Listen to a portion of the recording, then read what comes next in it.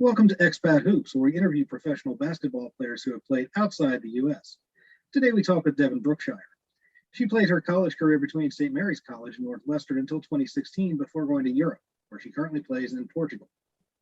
And before we get into the pod, quick reminder to follow us on all socials at Expat Hoops and subscribe to our YouTube channel. Now, if you'll join me and Tony in welcoming Devon to the pod. Welcome, Devon. Thank you for having me.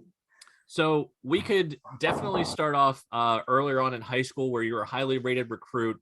There is an interesting story that I think we'll do after the pod and one of the extras, but we're actually going to begin at Northwestern. Highly successful high school career, despite a setback with an injury. There for the first two seasons, that's kind of where you have an experience where you first start thinking, or at least maybe planting the seed of going overseas, where you get to go to Italy. Can you tell us a little bit about that? Yeah, it was going into my freshman season, so hadn't even, been in a proper semester at Northwestern, and we go my freshman summer to Italy. We play 3 exhibition games against professional teams over there, and I think it just kind of planted the seed that, these are, this is opportunity that's available for after college, and it was a really great experience and my first taste of Europe. So I definitely think it planted the seed moving forward for me. And what were your favorite memories from that trip? Oh, gelato. No, just seeing different. We went to the Colosseum.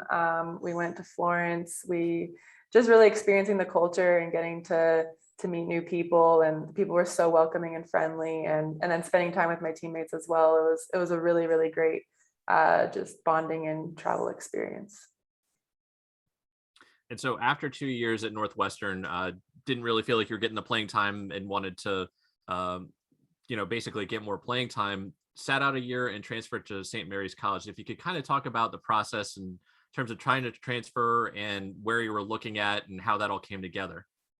Yeah, it was a difficult decision because obviously Northwestern is a fantastic school, and I really did enjoy my time there. But at the end of the day, I really wanted to make more of an impact on the court, so I made the decision to transfer. I had a coach from my AAU days that kind of helped me through the process and got me in touch with St. Mary's head coach Paul Thomas, and I took a visit there and to St. Mary's and to UCSB, and I really enjoyed the family atmosphere of St. Mary's and the campus, and just felt like I could kind of really help add to that team and play in a competitive conference as well. So it ended up being a great decision for me. In 2016, after those years that you had in college, was there a time in which you knew, hey, I want to pursue a professional career?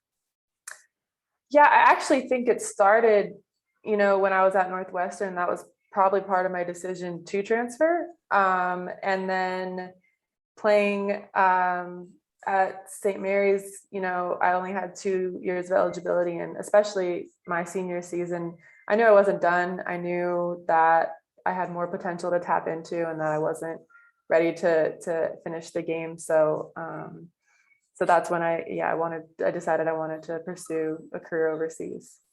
And when you started to have that desire, what were some steps that you took to make that happen? I talked to my coach. The first thing you have to do is find an agent. So I talked to my coach and got in touch with an agent through him. And pretty much she took it from there. And that's how I ended up with my first job in Ireland. Actually, curiosity question. Do you have your same agent or have you switched? Actually, I'm my 4th agent. So it's been a process, but I'm very happy with my current representation. So I don't think I'll be switching anymore. And there's a reason why we asked that question now that we have done, I guess this is probably slated to be episode 41 or something like that. It's a common thing to switch agents. So any words to anybody that's watching this right now, whether they're male or female, that they're thinking about playing overseas, and in terms of not only selecting an agent, but I think that probably even it might vary from people of whether they're in the decision to switch agents, whether they should, or if that's something that's common and you can guide them in that experience? Yeah, I think that's honestly one of the most challenging parts of overseas, is really just finding people you can trust and finding people that have your best interest and actually believe in you. I think there's so many situations where you just go in so blind, like there's not necessarily one platform where you can just look things up and get all your answers. And it's a lot of communication with people that have been there. So I'm still learning, but as I've played more and more and talked to more and more people, like you just learn so many things that you're like, how did I miss this before? Yeah, I think you just have to know what's best for you. And communication is honestly the most important thing to me. Like, that's why I'm so happy with my current agent is, we talk frequently, every few days or so, and he's in touch with my games. He keeps track of how I'm doing. He's going to come visit in January. So it's very hands-on, and that's what I really appreciate when it comes to him. So yeah, you just have to just find the right people, and it could be really challenging. And with this particular agent, where are they based versus maybe some of the other ones? Because we've encountered that before with other guests, where they'll either say that their agents are, based in the States, or that they might be based in certain countries. Has that been something that's helped you? Yeah, I don't know if it's actually made that much of a difference. I've had both. So I've had a US based agent, and then I've had European based agents. My current agent, he was in the US, and he actually moved to Germany last year. So now he's based in Germany. And I do think that helps, because I just think it helps with the communication with the European clubs. And I do think they kind of respect it more if your agent overseas. It can make a difference, but yeah, honestly, I don't know. I think it's more based on the person than the necessarily location. So even though you've been through a few agents, it does seem like your transition into the professional ranks wasn't the most difficult part of your career so far. You transitioned right into a job. You played in Ireland Super League, and you led your team to the first Super League championship in the history of the club that year. So that was a pretty good start to what has become a 4 or 5 year career that you've had so far. Yeah, Ireland was a great first experience. It was, they speak English there, so that part was helpful.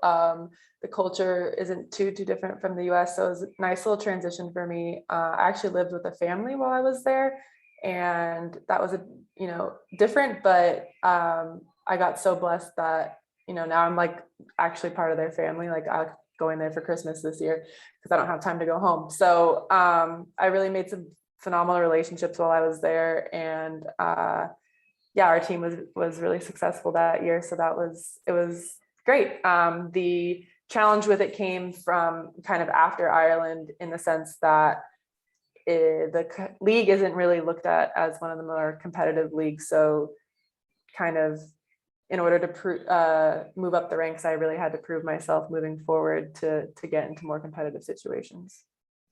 So while you were there too, we talked a little bit off the pod. We've spoken to a couple of people, particularly women, who have been player coaches, had the opportunity to coach a youth team. And you said you were the head coach of both the U13 and U15 boys team and the club as well. And you said that was rewarding but difficult. So tell us a little bit about that. Yeah, I love coaching. I want to coach when I finish playing. And so I always love opportunities to teach the game, and working with kids is really fun for me. The challenges came in the sense of balancing, my playing career while also trying to, give my effort to the kids. And, in that situation, I actually had more hours of coaching than like team practice, which was kind of crazy. So the experience was great, but just, in terms of right now, I'm exploring my professional career, and so I prefer to just be focused on that. As we've emphasized in this podcast before, part of the reason we do this is that working as an overseas basketball player is a full-time job.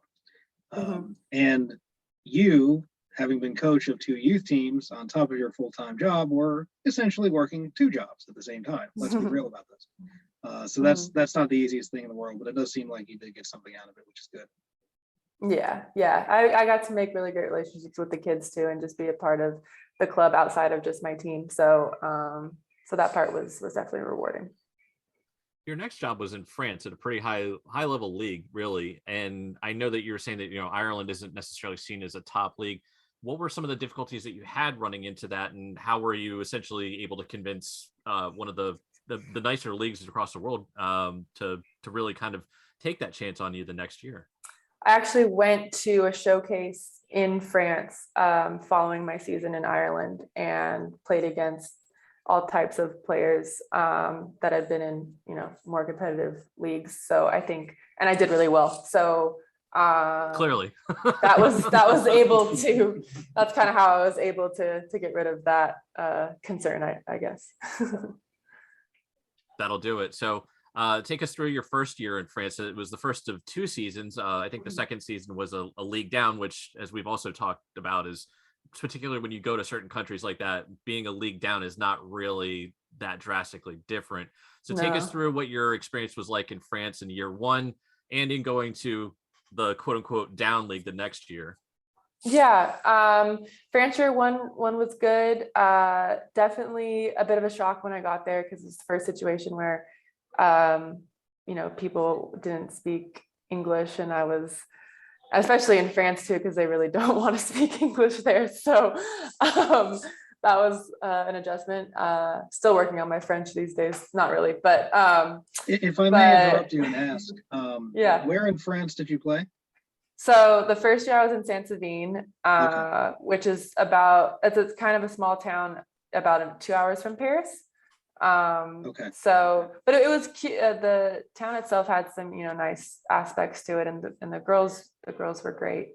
So in terms of information, I asked for 2 reasons. One of which, of course, is to tell people where you are playing, but the other is because I have heard from people who have lived in France that the desire for people to speak French and not speak English is more of a Parisian thing.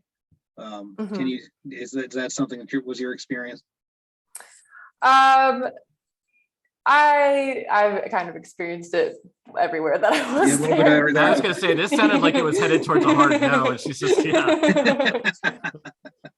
I had to put you on the spot a little bit, just because. Yeah, no, and I don't think they're necessarily, it doesn't mean that they're always rude about it, but they're proud of their country, and they want you to speak their language, and can't fault them for that. So any chance I have to get into obscure French cultural politics, I take it. So let's get back to basketball. Tell us about your first year there. No, first year was good.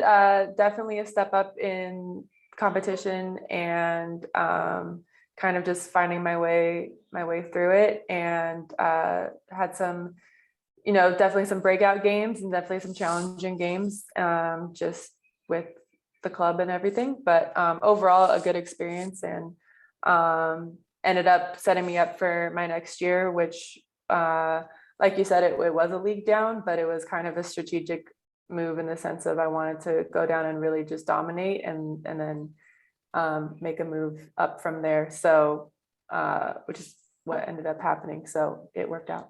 Yeah, it definitely is. You led the league in scoring, and you won the league championship. So yeah. let's just not glaze over that. So you did that. But that's also another thing, is sometimes we talk to people that, that there's levels and everything, whether you're in the men's game or the women's game, and there are certain leagues that you want to get to, and sometimes you, like you said, you have to think strategically. So coming out of your first year in France and looking ahead, how did you kind of look at that? And clearly you did that and you accomplished it. So what was your thought process coming out of the first year in France? And can you talk a little bit more about where you wanted to see yourself set up, and was it exactly where you wound up in the 2021 season? I think coming out of that first year in France, I had a solid season, but I don't think my numbers were good enough to really push me forward a ton. So I had this offer in France that came very, quick after season, that was also appealing because just not having the stress of waiting all summer, like, am I going to get a job? Am I going to get a job? That was kind of appealing. It was also like, it was a better contract as well, even though it was, supposedly a lower league and stuff. So, and I knew I'd have an opportunity to really, showcase my game and work on it as well. So that's kind of where that decision came from, and using it as kind of a springboard to get to where I wanted to be. So although things worked out according to plan that way, that was a season, once you actually got into it, that's the COVID season. Yep. Care to talk to us? Everybody's got a COVID story. Oh, man. You're in our COVID podcast, story. This podcast started Yes. in COVID. So everybody's got a COVID story. Tell us yours. Yeah, not that COVID was good timing for anyone, but man, we were top of the league, 3 regular season games left, like ready to just win, and then COVID hit. And I remember we were gonna have a game on Saturday, and they're like, okay, it's no fans now. I'm like, okay, whatever. And then it's getting closer, and now I think it was the Thursday when NBA shut down, and then that's kind of when everything went crazy. And I just remember looking and seeing like all the bordering countries cancel season, like Germany cancel, like Switzerland cancel.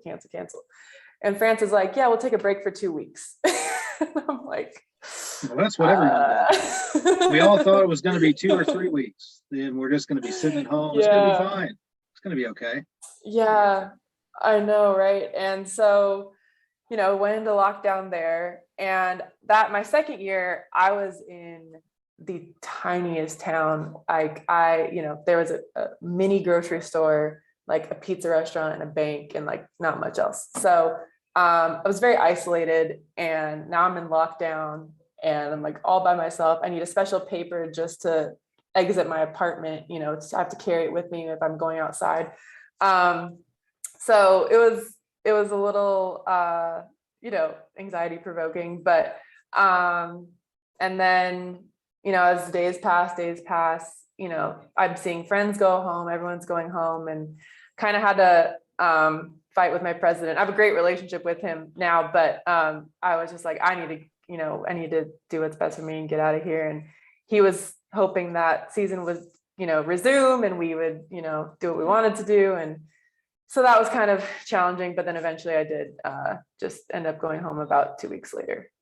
You played a bit post-COVID, so your first opportunity post the layoff from COVID, as we were still in the middle of it though, was in Spain for their second league for a bit, and then you transferred to the Latvian top league, EWBL. So tell us about the time getting back on.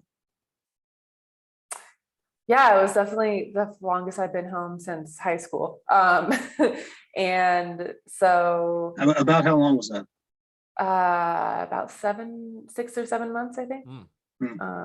Yeah, so it's a long time, but it actually, I had a very productive quarantine, I would say. I worked out with a trainer on FaceTime and really was able to elevate my game as much as I could given the circumstances. So by the time I did get to Spain, I was ready. I was in great shape and definitely ready to play. So it was great to have that opportunity. The second league there is a really competitive league. So the basketball was really good. And just unfortunately, the situation that I was in wasn't the best for me. So I ended up going home at Christmas and then getting the Latvia job not too long after that. And tell us a little bit, you said that Spain League Two is obviously a pretty high league. How was the Latvian league? We don't have a lot of people that played in the Baltics. Yeah, it was an interesting mix. Like my team was very good. The league itself was kind of difficult to tell because during a normal year, their main league includes more countries. Like there's some teams in Lithuania and I think some of the other surrounding countries. But when I was there due to COVID, there wasn't any real we were only really playing against the Latvian teams, and then we would play in the EWBL, which included, Czech Republic and some other countries as well. So in the Latvian league itself, there was a huge range. I mean, you have TTT Riga, who's in the Euro League, and then you play against another team that's like a university team, and everyone is, 18 years old, really. So big range. My team was kind of a mix of that. Half of us were, in our 20s and had a good amount of experience. And then there was a good amount of, like, the other half of the team was like 18, 19, and there was some like 16-year-olds on the team as well. So it was an interesting situation, but very professional, very well-run organization. That eventually led you to Portugal this season. Tell us about how you came to be in Portugal. You're in their top league for, I hope I'm pronouncing this right, ED Vagos? Yeah, Vagos, yeah. All right.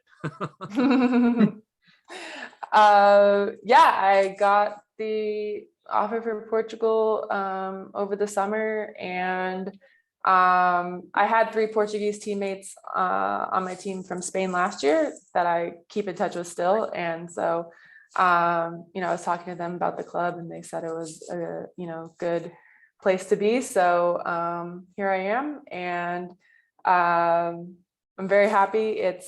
We're doing really, really well this season. It's probably the best team environment that I've been in. You don't really get that as much overseas sometimes, but all the girls are just so, kind and welcoming. And I live with another American and a girl from Colombia, and we get along really well. So it's a really great environment to be in. I also live across from the beach, so that doesn't hurt. Yeah, that's not bad. That's almost never a bad thing.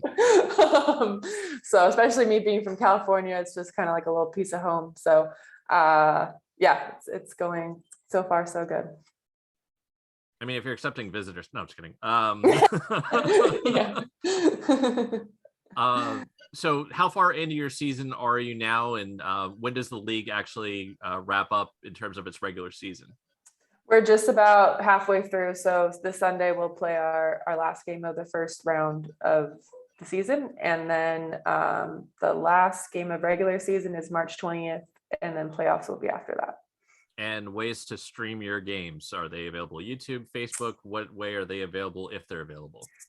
They are available. The federation, it's FPB.PT, I believe. And we'll get that off the pod and make sure that we put it in the link, so it's not you're not on the spot here. They have a website that they stream all the games on that are either live and on demand, so you don't have to be like my mom and wake up at 3 a.m. to watch my games sometimes. Yeah, that definitely is. That's one of the nice things about overseas basketball, and you start throwing yourself into it, is like, not only is it probably more available than it's ever been, but also a lot of these are like, you don't have to be live, and that certainly works. Although sometimes the live games are great for us, because if you guys are several hours ahead and you're like, I'm bored, I have nothing to do in the afternoon, well, I can watch some basketball right now. yeah, exactly. So it has its pros and cons.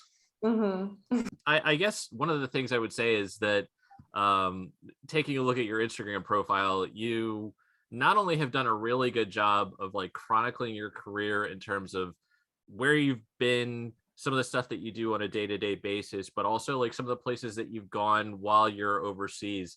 Can you kind of talk to us a little bit about what your priority is on travel? This obviously might be a little bit, pre and post COVID, but it seems like you've gone to a fair number of places outside of where you've played as well. Yeah, I think one of the things I try to do when I'm overseas is just, take advantage of off time that I do have, because it's very few and far between. But I want to explore. And when I was in France, the second year especially, I was right kind of 20 minutes away from the Belgian border, and only 2 hours from Germany, and then 2 hours from Luxembourg. So I got to, if we had an off weekend, I could just kind of jet over and be in a different country, which was really cool and exciting.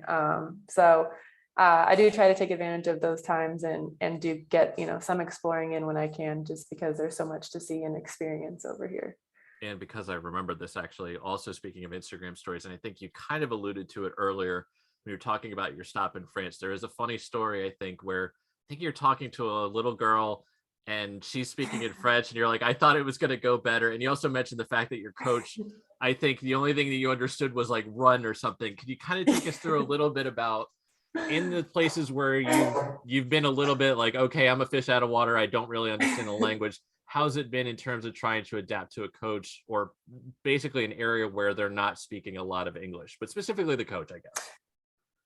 Yeah, both my coaches in France spoke enough English that, I got by. I also just got really great at, reading body language, and basketball itself, it's so universal that you can just kind of pick up on the gist of what they're saying. And, I also just had to let go of, sometimes I'm just not going to know everything, and that's okay.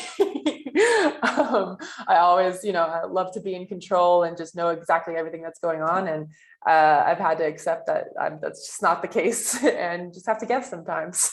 Yeah. So, And this actually might kind of dovetail a little bit too with, I know that you're big on essentially like the mental side of the game. And I mean, really being strong mentally outside of, I guess, the athletic environment too. But can you kind of talk a little bit about how that has lent itself well to your professional career so far, and how it, you're in year 5, and however long you decide to play is probably pretty much going to be up to you. I think that you're pretty much going to keep going until you're like, all right, that's it, I'm done. Can you kind of take us into a little bit in terms of how you approach the game and how you approach these situations, and either maintain a positive outlook or basically stay mentally strong? Yeah, I was a psychology major in college, so I've always had an interest in human behavior and the mind, and even starting in high school, just recognizing that the mental side of the game is so important and can really make or break you to an extent. And so I've put a ton of work into working with different individuals and really trying to strengthen that part of my game. And I do credit that for being able to play as long as I have, and hope, and continuing for as long as I can. Just because, especially overseas, like there's so much that you can't control, and just being able to really focus on zone in on what you can control, and being able to let go of the rest, and then just really stay locked into the present moment, and not getting caught up in, just different thoughts that can circle into your head, and doubts and stuff, and just focusing on, what your main objectives are, and yeah, just the present moment. So that's been really huge for me. And now I'm actually hired by an organization called Rise Athletes, where I'm trying to mentor high school kids and get them started on these concepts earlier, so that they can grow and be familiar with them earlier in their career than I found them.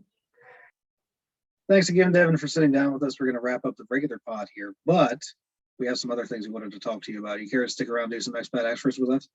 Of course. Excellent. Let's get started.